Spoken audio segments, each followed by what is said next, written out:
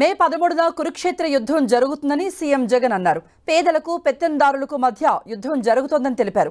కూటమి కుట్రలు ఎదుర్కొనేందుకు ప్రజలందరూ సిద్ధంగా ఉండాలంటూ పిలుపునిచ్చారు.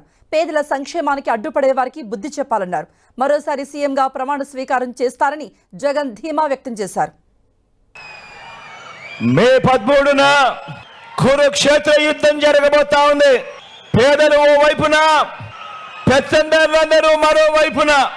ఈ పెత్తందారులందరినీ ఓడించేందుకు, పేదల పక్షాన నిలబడేందుకు నేను సిద్ధం.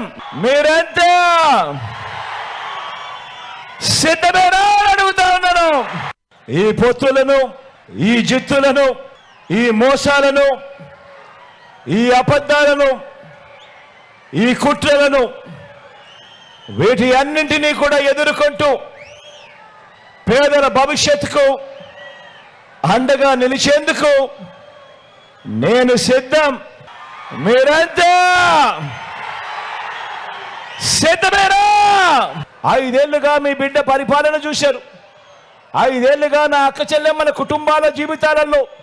కుటుంబాలలో వాళ్ళ జీవితాలలో వెలుగులు నింపడం చూశారు. 5 ఏళ్లుగా మనం అమలు చేస్తా ఉన్నా.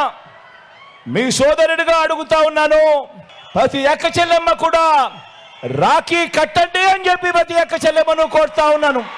మీ ప్రభుత్వానికి, ఈ ప్రభుత్వానికి రాఖీ కట్టండి అని చెప్పి ప్రతి అక్క చెల్లెమ్మను కోరుతా ఉన్నాను.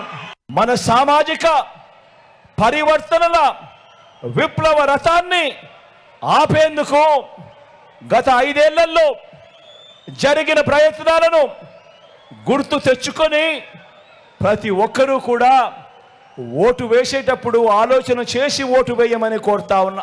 గవర్నమెంట్ బడిలో ఇంగ్లీష్ మీడియం వద్దని అడ్డుకున్న వారికి బుద్ధి చెప్పండి అని అడుగుతా ఉన్నా. ఇదే చంద్రబాబు నాయుడు గారు ఇప్పుడు ఏమంటా ఉన్నాడు? సూపర్ 6 అంట, సూపర్ 7 అంట, ప్రతి ఇంటికి కేజీ బంగారం అంట, ప్రతి ఇంటికి బెంజ్ కారు కొనిస్తాడట. నేను అడుగుతా ఉన్నా, మరి ఇలాంటి మోసాల నుంచి మన రాష్ట్ర పేదల భవిష్యత్తును కాపాడుకోవాలా వద్దా అని అడుగుతా ఉన్నా మిమ్మల్ని అందరినీ కూడా.